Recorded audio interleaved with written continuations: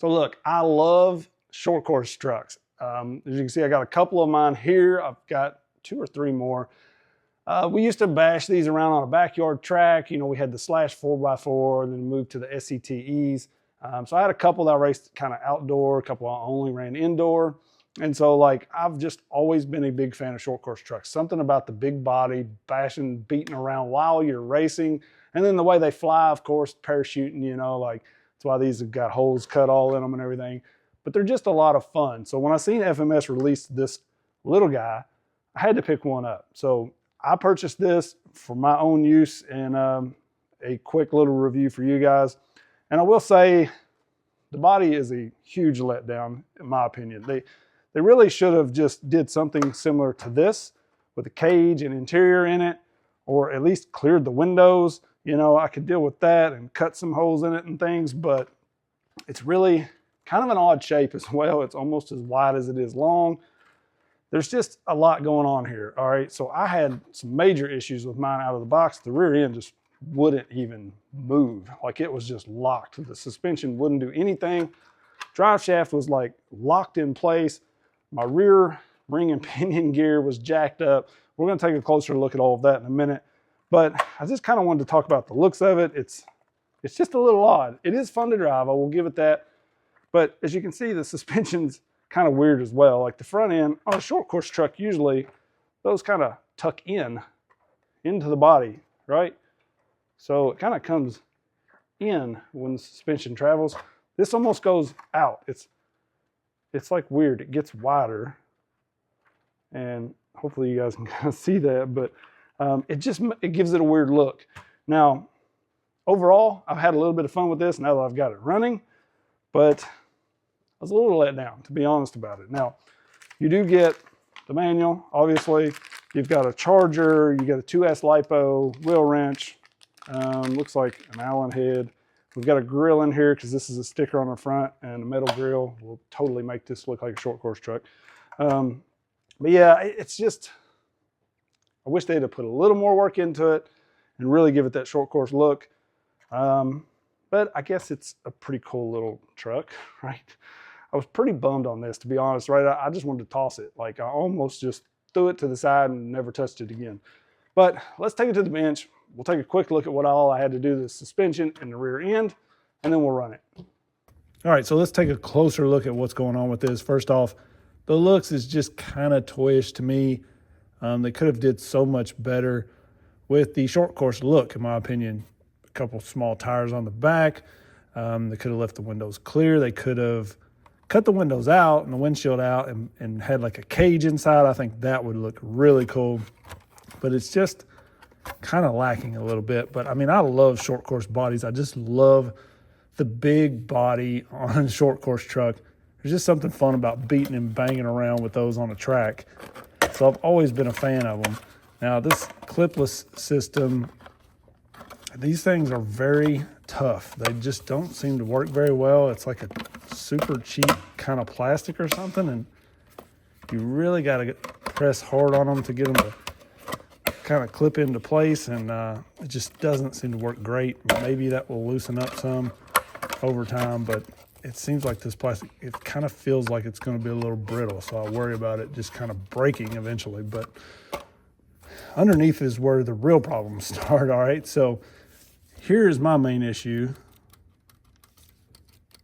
I really can't even get much compression out of this thing because the drive shaft is so tight in here. It's like just wedged in. It moves zero. So like that is just kind of stuck there. And so instead of sliding into these cups a little bit when the suspension travels up, it's almost just pushing on the transmission. So like we've just got major binding going on back here.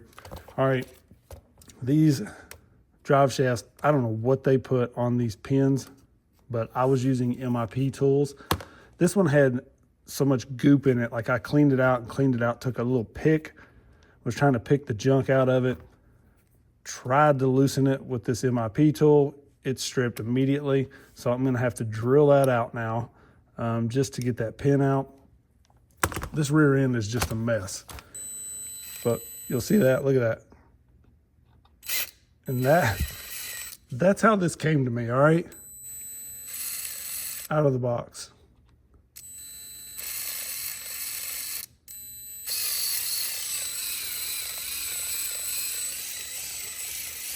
See that hop in the rear axle?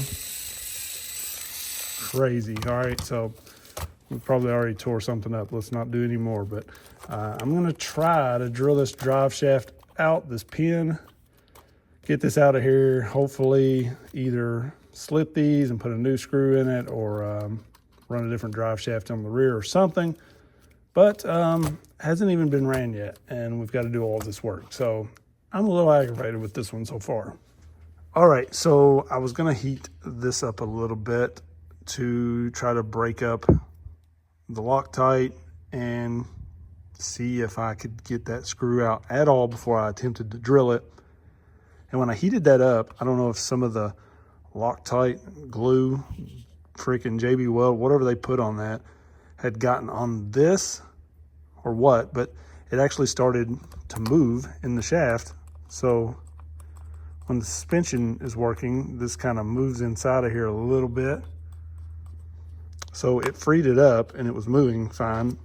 I melted my links a little bit because I wasn't paying attention. Trying to use a lighter because I don't know where my little mini torch went. So that was all working better, okay? Then I still had this crunching in the rear end, like the gears, just something wasn't right. You need to check this screw right here in this gear because mine was backed out quite a bit and this whole shaft was like moving. You can see now I put a little Loctite on that screw, ran it back in, and it's tight. This shaft doesn't pull in and out. Like, I mean, it would move like this much earlier, just in and out. Crazy. So it was running smooth a little bit, but every now and then it would just really bind, and it was when that was just kind of moving back and forth. So hopefully that's going to straighten this out. I still think something's going on in the transmission because it sounds like the freaking devil inside. I don't know. But I'm about done fixing crap that should have been right out of the box. So I'm probably going to put this back together. We're going to run the snot out of this. And if something in the transmission breaks, I'm probably going to throw it in the garbage. So let's get this back together and see what happens. All right, so we are finally all together, moving freely. I went ahead and changed these links out. I just used some stock FCX24 links, changed the ball studs out into them, and they actually work a little better, in my opinion. They're a couple millimeters shorter, which rolled this axle up a bit, got this drive shaft up just a little bit, the angle on it there, and gives us a little better clearance overall, and everything is moving freely now, ready to rip. I wanted to show you guys because I really haven't seen anybody talk about it, and I've had a few people ask me, but this will run on 3S. So here's a 3S pack. As you can see, hopefully, 3S.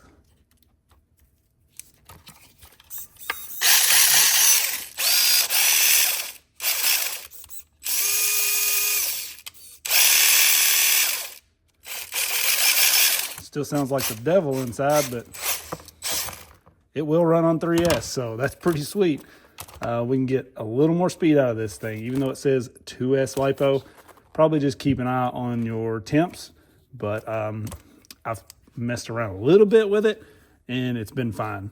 Haven't ran a ton with it. We're gonna run it on the stock pack for now. Maybe we'll throw a 3S in it just to get a little speed run, but let's go rip this thing.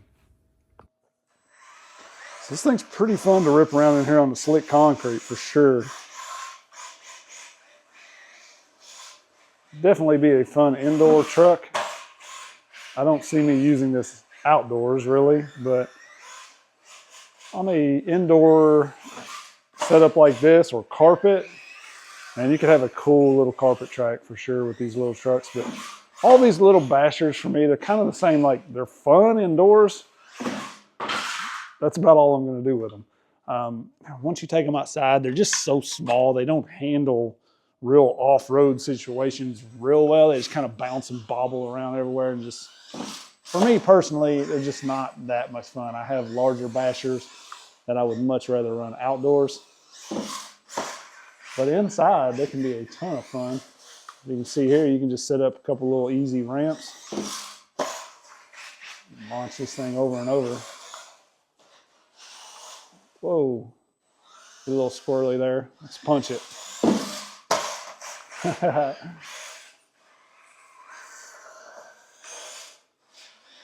So that is high gear, low gear, which I don't really know why we have a 2-speed transmission in this, but we do. So low gear, you can pretty much crawl with this thing. Kick it into high. That's where we're pretty much going to leave it all the time.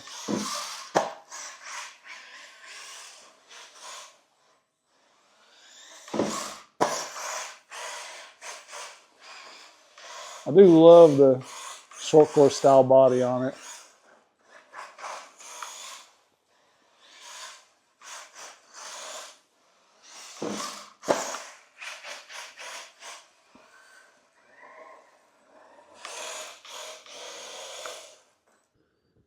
All right, so we tossed a little performance analyzer on the front there, and we are getting about 8.9 mile per hour out of this on 2S. 8.8 to 8.9 mile per hour on the 2S. Now we're going to swap the 3S in it and see what it'll do. With the 3S in there, we are definitely much more peppy. I'm getting about 13. Oh, wow. See what I'm talking about? Every little rock just throws these small bashers everywhere. But I got about 13 and a half, 13.6, something like that coming down through here with the 3S pack. So if you want to do an upgrade to this thing, a 3S battery is one of the first things you can do that's really going to wake it up. And it still wheelies, even with the little analyzer thing on the hood. That's just extra weight. I didn't know if it would wheelie or not, but definitely much more peppy with the 3S in it.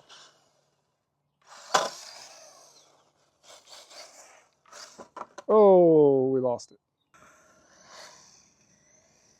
This thing can absolutely rip on 3S. Look at that. That's crazy. So, pretty cool little truck. I don't know that I would buy it again. If you're into short course trucks, worth checking out, I guess. Hopefully yours don't have the issues mine had. I've actually enjoyed the FMT a little more, I think, mostly because I didn't have issues with it straight out of the box. But also just, it's a little more basher style, monster truck style, and I don't know what I'm going to do with this. You know, unless I set up like a little course out here, track or something, I'm probably not really going to do much with this. So that's something to consider. Are you looking for more of a basher, monster truck style truck, or a short course truck that you can run circles with? I don't know. It will jump, you know, decent and stuff, but I just don't know about this one. So you guys let me know what you think about it. I appreciate you guys watching. I am going to get to the giveaway on the axles this week. Just had a lot going on. My grandma actually passed away this past weekend, so we've got that funeral this week, and just a lot of stuff going on, but the weather is starting to break, and I've got a new crawling spot I want to go check out. So I'm going to try to do that this week as well while the weather is warmer. So definitely look for some crawling at a new spot, hopefully. And I appreciate you guys sticking around. Let me know what you think about the Chaser. Do you have one? Are you going to get one? Or what do you think? Real quick, let's check these temps. I have been ripping this on 3S. I've ran this battery dead. It's not a large pack, but I've ran it nonstop back and forth. And barely any heat at all on the motor. Nothing on the ESC. It's about 50 out here. You can see I'm in short sleeves. It's not real cold, but not real warm. And heat temps are good. So 3S should be fine in this thing. No issues at all. Very cool that we can just toss a 3S in it straight out of the box. So that does help with the speed. You don't have to go upgrading the motor immediately to get more speed. You can just throw a 3S in it and enjoy it. So appreciate you guys watching. Peace.